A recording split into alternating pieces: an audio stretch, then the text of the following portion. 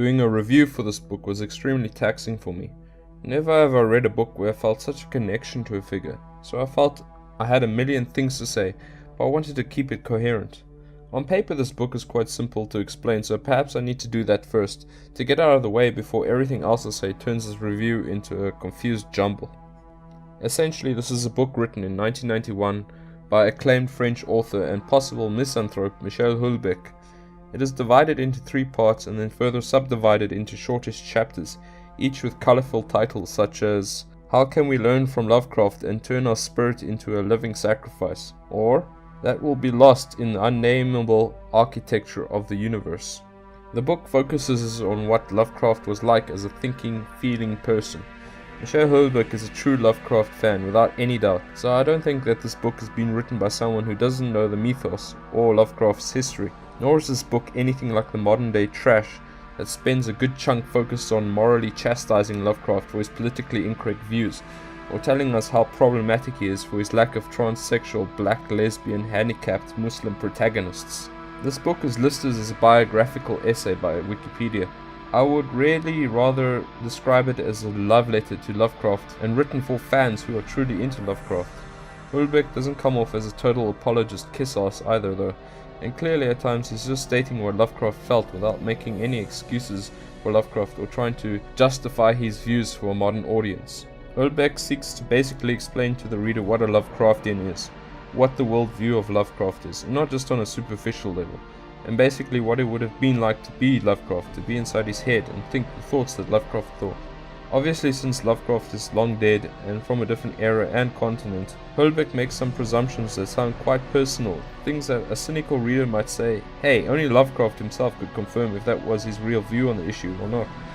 Throughout the book you'll find quotes by Lovecraft mostly taken from his letters, and also a few excerpts from his stories which Houellebecq uses to back up his arguments as to what kind of person Lovecraft really was. It reminds me of my time in university when I had to write argumentative essays and use credible sources to back up my opinions. This is also technically an essay after all.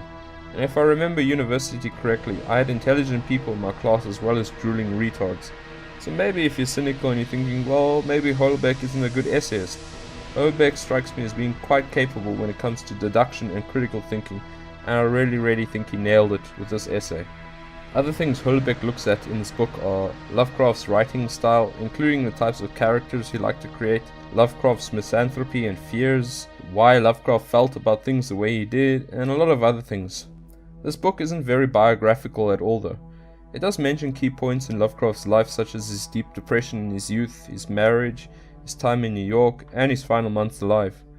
It also features a 2-page chronological list of when Lovecraft wrote key works and vital turning points in his life. But if you're looking for a Lovecraft biography, obviously get one by S.T. Joshi.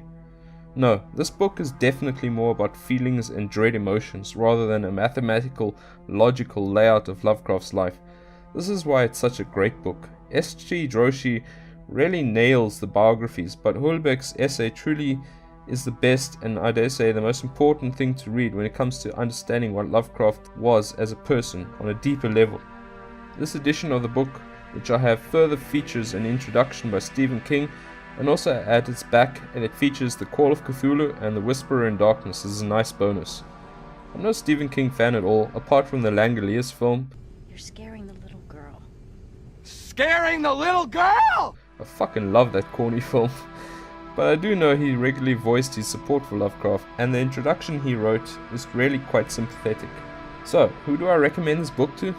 First and foremost, I declare that this is absolutely a must-buy for any Lovecraftian. Any person who can read Lovecraft over and over again and absorb the feeling behind his stories and relate to the motives Lovecraft had to write these stories. If you only ever own 2 Lovecraft books in your life, make it these 2.